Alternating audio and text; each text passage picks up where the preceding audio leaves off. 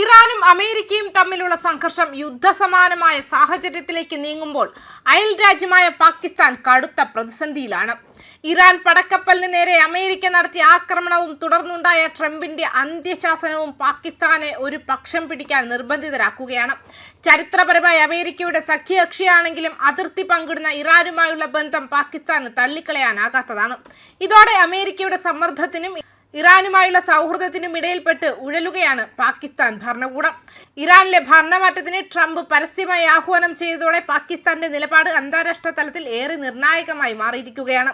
അമേരിക്കയിൽ നിന്നും ലഭിക്കുന്ന സാമ്പത്തിക സഹായവും സൈനിക പിന്തുണയും പാകിസ്ഥാന് അത്യാവശ്യമാണ്.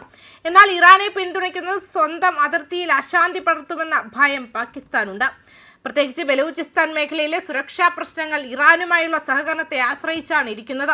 ഇതിനിടെ ഇന്ത്യ റഷ്യൻ എണ്ണ കപ്പലുകൾക്ക് US ഇളവ് നേടിയെടുത്തതും ഇറാൻ കപ്പലിനെ സഹായിക്കാൻ ഇന്ത്യൻ നാവികസേന മുന്നിട്ടിറങ്ങിയതും പാകിസ്ഥാനെ കൂടുതൽ പ്രതിരോധത്തിലാക്കി.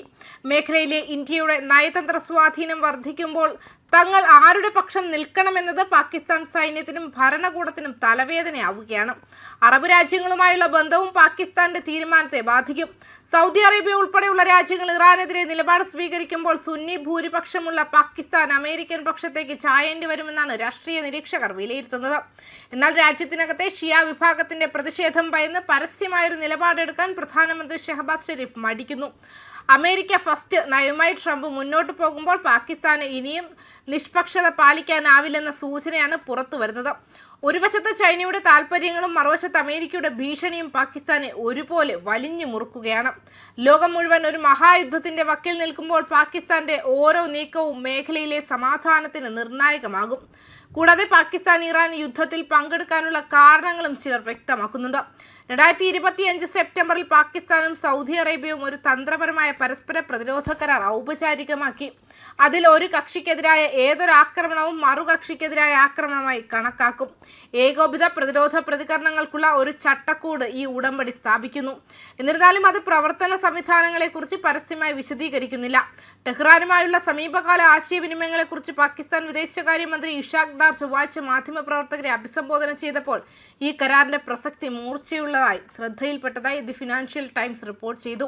ഇറാനിയൻ പ്രതിരോധ മന്ത്രി അബ്ബാസ് അരാക്ചിയുമായി സംഭാഷണം അനുസ്മരിച്ചുകൊണ്ട് ധാർ പറഞ്ഞു, നമുക്കൊരു പ്രതിരോധ കരാറുണ്ടെന്ന് ഞാൻ അവരെ മനസ്സിലാക്കി. ഇതാദ്യമായാണ് ഒരു മുതിർന്ന പാകിസ്ഥാൻ ഉദ്യോഗസ്ഥൻ പ്രതിരോധ കരാറിനെ ഇറാൻ യുദ്ധവുമായി പരസ്യമായി ബന്ധിപ്പിക്കുന്നത്.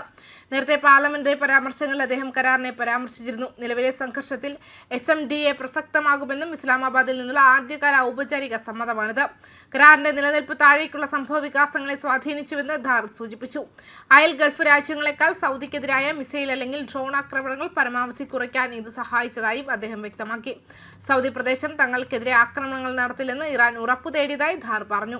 പ്രതിരോധ ഉടമ്പടിയിൽ തന്നെ ഇരു സംസ്ഥാനങ്ങൾക്കുമെതിരായ ആക്രമണം രണ്ടും എതിരായ ആക്രമണമായി കണക്കാക്കുമെന്നും വ്യക്തമാക്കുന്നുണ്ട്. ന്യൂസ് ഡെസ്ക് കർമ്മ ന്യൂസ്.